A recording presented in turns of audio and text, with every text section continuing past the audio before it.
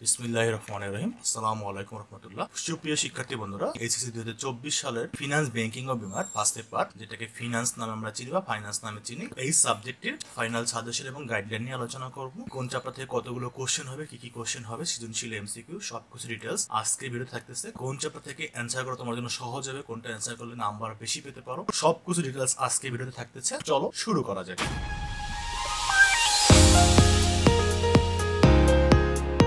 প্রথমে আমরা জানবো সৃজনশীল প্রশ্ন উত্তর। চ্যাপ্টার অনুসারে কোন চ্যাপ্টার থেকে কয়টা কোশ্চেন হবে। তো প্রথম অধ্যায় অর্থায়নের সূচনা, যেখান থেকে কোশ্চেন থাকবে বোর্ডের 2টি। তৃতীয় অধ্যায় অর্থের সময় মূল্য, কোশ্চেন থাকবে 2টি। ষষ্ঠ অধ্যায় দীর্ঘমেয়াদী অর্থায়ন, যেখান থেকে 2টা বা 3টা কোশ্চেন থাকতে পারে। অষ্টম অধ্যায় মূলধন বাজেটিং ও বিনিয়োগ সিদ্ধান্ত, যেখান থেকে বোর্ডে 2টি কোশ্চেন থাকে। এবং নবম অধ্যায় ঝুঁকি ও মুনাফার হার, যেখান থেকে 2টা বা 3টা কোশ্চেন থাকবে। এই প্যাটার্নটা মূলত শর্ট সিলেবাস অনুসারে যে বোর্ড পরীক্ষাগুলো হয়েছে 2021, 22, 23, এই যে বোর্ডগুলো হয়েছে সবগুলোতে এই সিস্টেমই ছিল। তো এখান থেকে তুমি যেটা করতে পারো, যদি থিওরি ভালো পারো তাহলে প্রথম অধ্যায়টা পড়তে পারো, বা পাশাপাশি এই 4টা চ্যাপ্টার যে ম্যাথ আছে সেখান থেকে 3টা পড়লে বেটার, অথবা 2টা পড়ো আর একটা চ্যাপ্টারের মিনিমাম কিছু একটা অংশ পড়ো। সেক্ষেত্রে তোমার তুমি যে চ্যাপ্টার থেকে যেটা কমফোর্টেবল মনে করো সেটাই পড়ো। মিনিমাম 3 চ্যাপ্টার, আর যদি একদম রিস্ক ফ্রি থাকতে চাও তাহলে 4 চ্যাপ্টার তো পড়তেই পারো। তো চলো আমরা জেনে নেই কোন চ্যাপ্টার থেকে সৃজনশীলগুলো কিরকম হতে পারে। প্রথমে আমরা 2টা পার্ট এখানে ভাগ করছি, একটা হলো জ্ঞানমূলক ও অনুধাবনমূলক কোশ্চেন, আর একটা হলো উচ্চতর দক্ষতা ও প্রয়োগমূলক কোশ্চেন। তো প্রথমে জ্ঞানমূলক ও অনুধাবনমূলক কোশ্চেন প্রথম অধ্যায়ের, এগুলো ইম্পর্টেন্ট কোশ্চেন 2 মার্ক এবং 1 মার্কের জন্য। সেগুলো হলো অর্থায়ন কি, বিভিন্ন প্রকার অর্থায়নের সংজ্ঞা শিখতে হবে। দেন আর্থিক ব্যবস্থাপনা কি, সরকারি অর্থায়নে তহবিলের প্রধান উৎস কি, কাম্য মূলধন কি, তহবিল বন্টন কি, তহবিল সংগ্রহ কি, স্বল্পমেয়াদী সম্পদ ব্যবস্থাপনা কি, সংরক্ষিত তহবিল কি, তারল্য কি, অর্থায়নের সকল নীতিসমূহের সংজ্ঞাগুলো জানতে হবে, মানে কাকে বলে সেটা শিখতে হবে। দেন মুনাফা সর্বাধিকরণ ও সম্পদ সর্বাধিকরণ কি, ইপিএস আর্নিং পার শেয়ার এটা কি, অর্থায়নের সামাজিক দায়বদ্ধতা কি, অর্থায়নের মধ্যে সম্পর্ক কি ব্যাখ্যা করো, পোর্টফোলিও নীতি অনুসরণ করলে ঝুঁকি কি হ্রাস পায় ব্যাখ্যা করো, ঝুঁকি ও মুনাফার মধ্যে সম্পর্ক কিরূপ ব্যাখ্যা করো, একটি ফার্মের চূড়ান্ত লক্ষ্য কি। এবার আমরা এখান থেকে জানবো গুরুত্বপূর্ণ টপিক, যেটা গ ঘ অর্থাৎ প্রয়োগ ও উচ্চতর দক্ষতার জন্য ইম্পর্টেন্ট। এটা হলো অর্থায়নের স্বরূপ এবং অর্থায়নের কার্যাবলী, অর্থায়নের নীতিসমূহ, অর্থায়নের লক্ষ্য। এই 4টা টপিকস এই চ্যাপ্টার থেকে শিখলে এখান থেকে যে গ ঘ কোশ্চেনগুলো হবে সেগুলো ইনশাল্লাহ তুমি আনসার করতে পারবা। তো এটা ছিল মূলত থিওরি বেস চ্যাপ্টার, এখান থেকে বোর্ডে ইনশাল্লাহ 2টি কোশ্চেন হবে। দেন তৃতীয় অধ্যায় অর্থের সময় মূল্য, যেখান থেকে জ্ঞানমূলক ও অনুধাবনমূলক গুরুত্বপূর্ণ কোশ্চেন হলো অর্থের সময় মূল্য কি, অর্থের বর্তমান মূল্য কি, অগ্রিম এনুইটি বা প্রদেয় এনুইটি কি, অর্থের ভবিষ্যৎ মূল্য কি, অর্থের সময় মূল্যের নির্ধারক সমূহ কি কি, বাট্টাকরণ কি, সুদের হার বা সরল সুদের হার কি, চক্রবৃদ্ধিকরণ কি, সময়রেখা কি, চক্রবৃদ্ধি সুদ বা মিশ্র সুদ কি, সুযোগ ব্যয় কি, বিধি বা রুল 72 কি। সবগুলো কিন্তু তোমাকে ব্যাখ্যা করে 2 মার্কে আসে, আর 1 মার্কে বলা যায় কি এই কোশ্চেনটা আসে। একই কথা 2 মার্কেও আসতে পারে আর 1 মার্কেও আসতে পারে। 2 মার্কে আসলে তুমি সংজ্ঞাটা ডিটেলস বুঝাইয়া লিখবা, ব্যাখ্যা করবা, আর 1 মার্কে আসলে জাস্ট তুমি সংজ্ঞাটা লিখে দিবা। দেন মুদ্রাস্ফীতি কি, বিধি বা রুল 69 কি, ঋণ পরিশোধের সূচি কি। 15 নম্বর কোশ্চেন, যেটা 2 মার্কে আসে 1 মার্কে কখনোই আসে না, সেটা হলো অর্থের সময় মূল্য কেন পছন্দনীয় ব্যাখ্যা করো। এটাকে আরো কতগুলো অল্টারনেটিভ কোশ্চেন হয়, একই অ্যান্সার। ভোগ অধিকার অর্থের সময় পছন্দকে কিভাবে প্রভাবিত করে, বর্তমান মূল্য অপেক্ষা ভবিষ্যৎ মূল্য কেন অধিক পছন্দনীয় ব্যাখ্যা করো, সময় পরিবর্তনের বর্তমান মূল্যকে কিভাবে প্রভাবিত করে ব্যাখ্যা করো। দেন অর্থের সময় মূল্যের মূল কারণ সুদের হার ব্যাখ্যা করো, মুদ্রাস্ফীতি কিভাবে অর্থের ক্রয় ক্ষমতাকে প্রভাবিত করে ব্যাখ্যা করো, গ্রাহকের কাছে কেন চক্রবৃদ্ধি সুদ সরল সুদ অপেক্ষা অধিক পছন্দনীয়।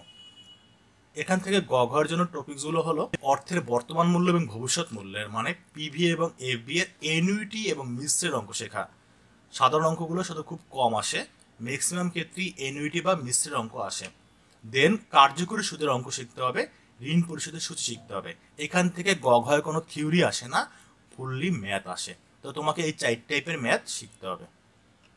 দেন ষষ্ঠ অধ্যায় দীর্ঘমেয়াদী অর্থায়ন, ক খয়ের জন্য ইম্পর্টেন্ট কোশ্চেন, দীর্ঘমেয়াদী অর্থায়ন কি, ক্রেডিট রেটিং কি, সাধারণ শেয়ার কি, উত্তোলন ব্যয় কি, হাইব্রিড বা সংকর জাতীয় সিকিউরিটিস কি, অবলেখক কে, বন্ড কি, বন্ড ইন্ডেঞ্চার কি, সকল প্রকার বন্ডের সংজ্ঞা শিখতে হবে, চলতি ইল্ড কি, নিম্নযুক্ত তহবিল কি, ইস্যু ম্যানেজারকে, কল প্রভিশন বলতে কি বোঝায়, কর্পোরেট বন্ডকে কেন সিনিয়র সিকিউরিটিজ বলা হয়, ট্রেজারি বন্ডকে ঝুঁকিমুক্ত সিকিউরিটিজ বলা হয়, ব্যাখ্যা করো। একটি বন্ড কখন বাট্টায় বিক্রি করা হয়, কোন শেয়ারের মধ্যে সাধারণ শেয়ার ও বন্ডের বৈশিষ্ট্য রয়েছে, ব্যাখ্যা করো।